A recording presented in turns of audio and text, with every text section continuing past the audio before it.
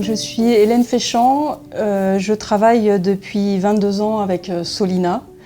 J'ai d'abord été en recherche et développement, donc j'ai travaillé avec des ingénieurs, des charcutiers, des cuisiniers et j'ai aussi fait de la nutrition.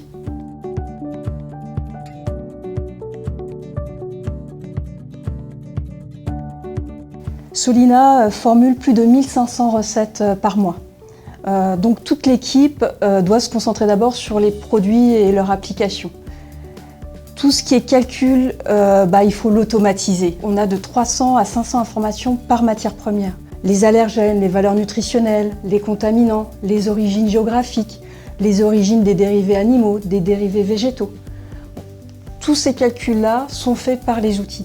Et donc c'est clé chez nous d'améliorer en permanence nos outils numériques.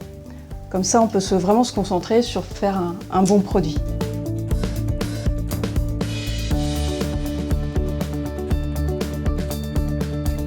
Meatilab, ce qui est clé, donc ça a commencé en 2017, c'est vraiment de faire travailler ensemble les informaticiens, les mathématiciens avec les gens de l'agroalimentaire. Et aussi, dans le cadre d'un consortium, faire travailler la recherche académique avec les entreprises.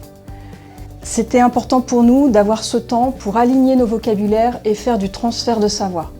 Et ce qu'on a fait en plus avec Meatilab, c'est qu'on a travaillé sur la fonctionnalité des protéines végétales pour pouvoir formuler des produits avec moins de protéines animales et plus de protéines végétales qui sont les protéines de tournesol du groupe Avril.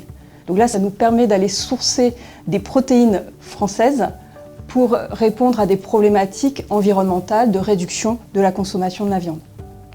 Et ça, le numérique nous aide parce qu'en fait, la compréhension du produit, la compréhension de l'information produit peut être modélisée et donc faire encore une fois en sorte que nous concentrions sur d'autres problématiques qui sont celles de l'application chez nos clients et la qualité des produits. Ce qui pour moi a été révélateur, c'est quand j'ai vu les gens de Hack System m'expliquer comment on faisait une saumure ou comment on développait une knack.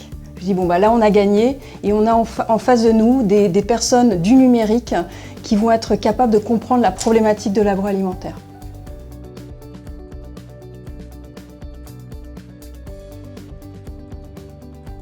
La data science, c'est important dans les métiers de l'agroalimentaire en général, chez Solina en particulier, parce qu'il y a de plus en plus d'exigences de transparence des consommateurs. Ils ont envie de comprendre, ils ont envie de savoir ce qu'il y a au niveau des valeurs nutritionnelles des produits, par exemple le Nutri-Score. On doit aussi travailler sur des outils comme le Yuka Score, c'est-à-dire que les entreprises de l'agroalimentaire nous demandent de travailler avec eux sur une reformulation des produits pour améliorer les scorings. Et du coup, c'est vrai que ça nous fait énormément de calculs à faire. Et ce qui se passe dans la recherche en agroalimentaire et dans la formulation, c'est que les gens font de nombreuses itérations. Et donc, ils passent de l'ordinateur au laboratoire en permanence. Les outils de simulation et la data science, tels qu'on l'a travaillé dans le cadre de Meatilab, notamment donc avec l'INRA et Hack System, vont nous permettre de réduire ces itérations grâce à des outils de simulation.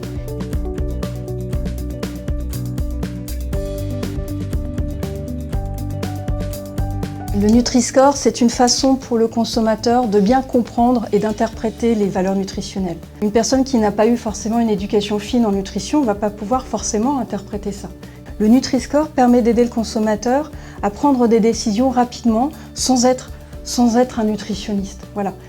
Et ce que fait le développeur, donc les développeurs qui sont des cuisiniers, des charcutiers et aussi des ingénieurs et des techniciens, ce qu'ils font, c'est qu'ils posent déjà les contraintes. Les contraintes sont les contraintes réglementaires tout d'abord.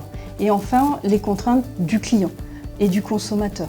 Donc par exemple, sans allergènes, avec un Nutri-Score optimisé. Et donc à partir de ces contraintes, il va formuler et faire donc les calculs en permanence sur les résultats de ces formules. Des fois, pour rigoler, je parle du développeur augmenté, mais c'est parce qu'en fait, il est augmenté par la puissance des algorithmes et des calculs. On ne peut pas humainement travailler avec 300 à 500 informations à calculer en permanence. Les algorithmes vont permettre de simplifier cette partie-là pour proposer directement la formule la plus optimisée possible. Ce qui fait que le développeur va vraiment se concentrer après dans le laboratoire sur sa paillasse ou dans sa cuisine, va se concentrer sur la réalisation d'un bon produit qui correspond bien au client.